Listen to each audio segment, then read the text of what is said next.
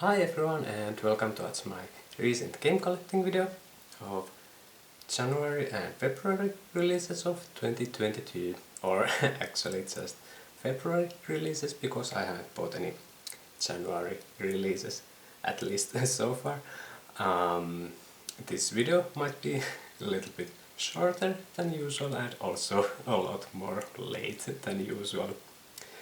Reason for that is because I originally intended to include also all March releases on this same video, but because of the war going on in Ukraine, there's been a lot of restrictions to airmail shipping from Japan to European countries.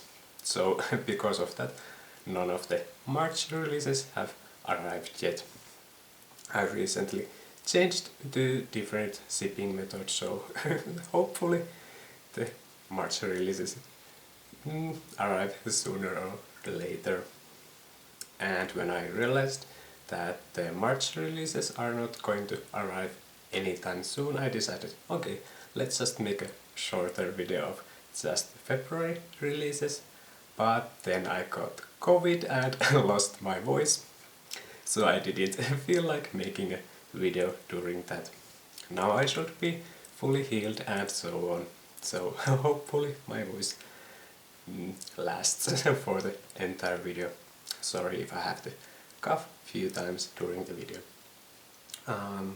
But yeah, because of that, it's a little bit shorter and late video than usual. But yeah, let's get started going through the few February releases that I've got. Starting with Horizon Forbidden West. Originally I meant to get this from sale later on because I didn't feel like I was in a hurry to play it, because even though I enjoyed the first game, it's not the type of game that I usually play most of the time. But when I saw some of the videos before the release day, I thought, okay, the game looks so beautiful, I really want to play it as soon as possible. So I ended up getting it on release day after all. And yeah, for the most part, it's more of the same as the first game. But I feel like there's maybe a little bit too much more, because I felt like the first game, Zero Dawn, was like perfectly length for me. It felt fun from beginning to end, but in the sequel, Forbidden West, I felt like already like little after halfway through the game I was already thinking about how much more there is because it felt somewhat repetitive, especially because it's so similar to the first game. But yeah, maybe some of the blame is also on me because I got kind of stuck in one playstyle and only like couple different weapon types, so maybe if you keep swapping more between the playstyles and weapon types, it doesn't feel as much repetitive. And also I need to point that I did pretty much everything in the game, like all the side quests and so on, so maybe that's also partly the reason why it felt too much. But yeah, other than that, it's quite fun game. I do enjoy the gameplay, even though it's not the type of game that I usually play. Nice variety to most of the games that I play. And story-wise, I do enjoy the kind of weird post-apocalyptic sci-fi story. And yeah, I enjoy the main story, and I was always, when I was playing like the side content, I was always like excited to see where the main story continues and so on. And technically it's a really beautiful game. All the environments and so on, it's so beautiful, and technically it also runs perfectly, at least as far as I can tell. So yeah, all in all, fun game and technically really cool looking game. But maybe a little bit too long if you get stuck in one play style and so do everything and yeah. And next, Atelier Sophie 2, which I got as this premium box.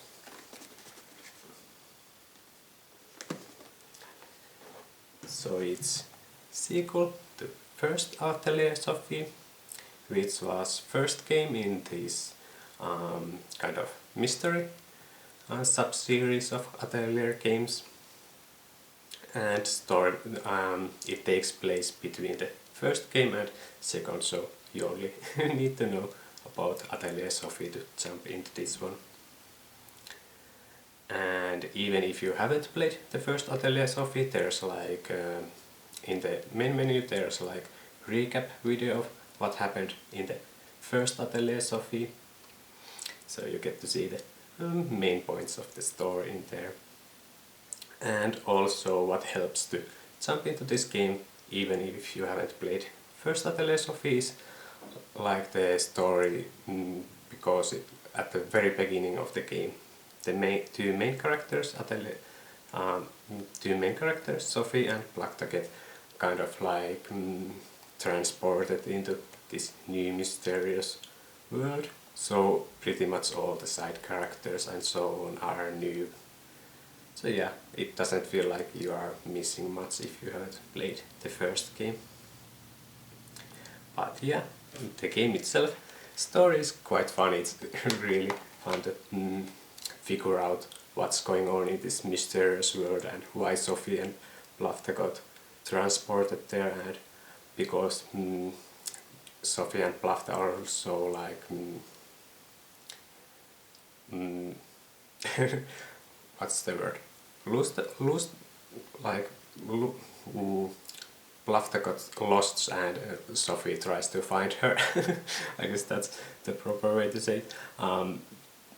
So it's really fun to figure out what's going on in this mysterious world, and when you start to realize what's going on actually and why it's all going on and so on, it gets more exciting to see more of the story. So yeah, I've been enjoying it, and also the gameplay. It makes sense that the gameplay is more older style than the two new Ryza games.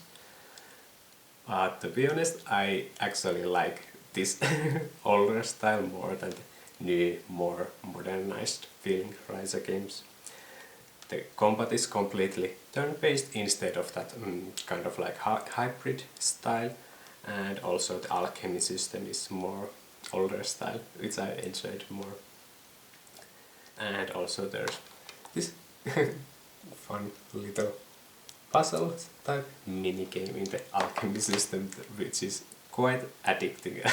I feel like I've spent way too much time trying to completely optimize every item that I create with this little mini game.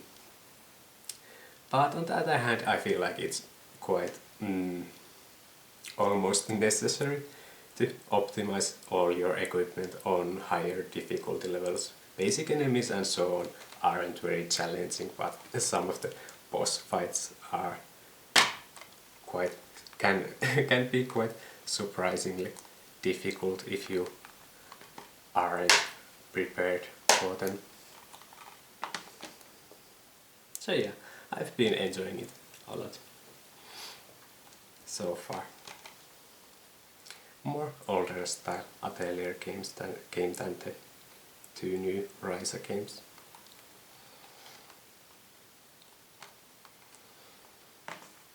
And already to the last game here, Elden Ring. But before we go to the game, let's actually take a quick look at the little pre-order bonuses that were available in Japan. Starting with a poster. On one side is a map of this starting area of the game, Limgrave.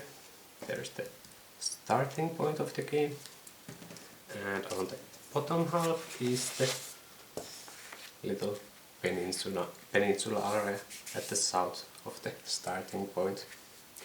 So, map of the beginning areas of the game, and on the other side of the poster is quite cool looking artwork of one of the bosses in the game.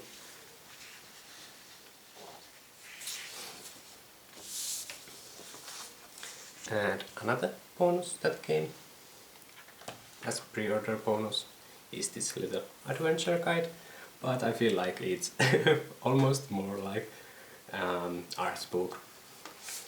And if you are worried of spoilers, just like the map itself, this is also focusing on early game. So there's not any late game spoilers or anything like that. And it actually starts with quick introduction to the story and really cool artwork of one of the characters.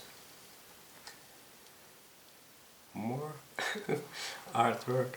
I really like these first pages in here.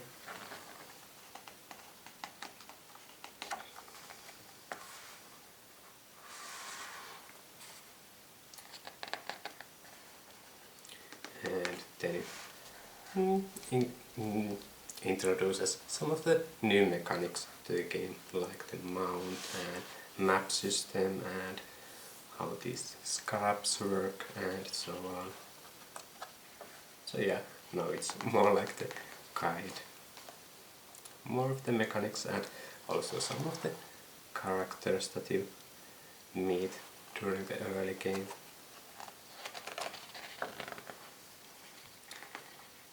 And some of the early game items, like the arrows that you can craft and so on.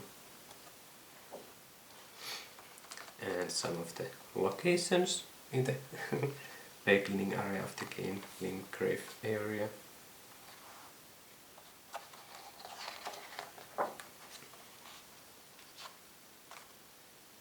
Round table hall and so on. And lastly, different starting classes. And I feel like this is perfect point of how I feel like this is more like art book than actual guide, because there's not any info about the classes, just artwork of them. But yeah, I do like it.